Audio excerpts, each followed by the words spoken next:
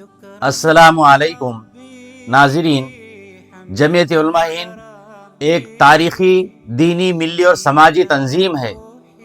تاریخ شاہد ہے کہ جب کبھی اسلام پر خطرات کے بادل منڈلائے تو اللہ نے اپنے محبوب ترین بندوں کے ذریعے سے ایسی تحریکیں پیدا فرمائی جس نے اسلام کے تحفظ کے لیے جد و جہد اور کوششیں کی۔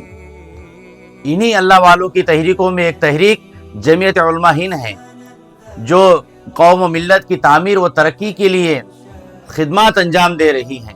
تو الحمدللہ 20 نومبر بروز جمعرات کو جلگاؤں مسجد الوزیر میں مشاورتی مجلس کا انعقاد عمل میں آیا، جس کی صدارت جلگاؤں ضلع کے صدر حضرت مولانا نور محمد صاحب نے کی۔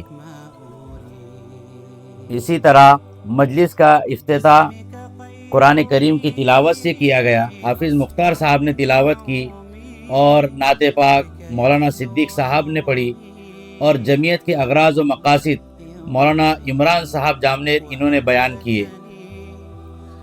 اسی طرح مکاتب کی فکر کی گئی کہ مسلمانوں کے 8 کروڑ بچے ہیں، جس میں سے صرف 1 کروڑ بچے مدارس میں پڑھتے ہیں، باقی بچوں کے ایمان و عقائد کی فکریں۔ تو اس تعلق سے مکاتب کی فکریں ہوئی، جس میں تعلیم بیداری کمیٹی کے تعلق سے فکر کی گئی۔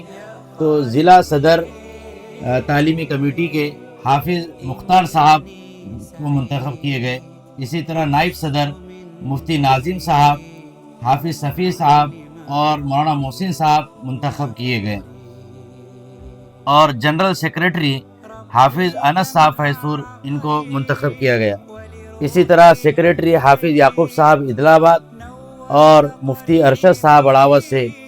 اسی طرح ناظم تنظیم مولانا عمران صاحب جامنیر اور خازن مولانا محمود صاحب جلگاؤں سے رہیں گے۔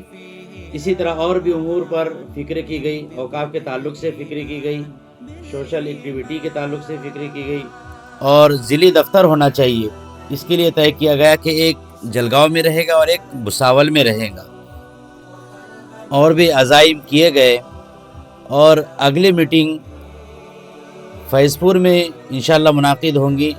اگلی مجلس صبح 10 بجے سے مسجد فاطمہ میں 20 دسمبر کو، تو انشاءاللہ وہاں پر بھی تمام حضرات پہنچے۔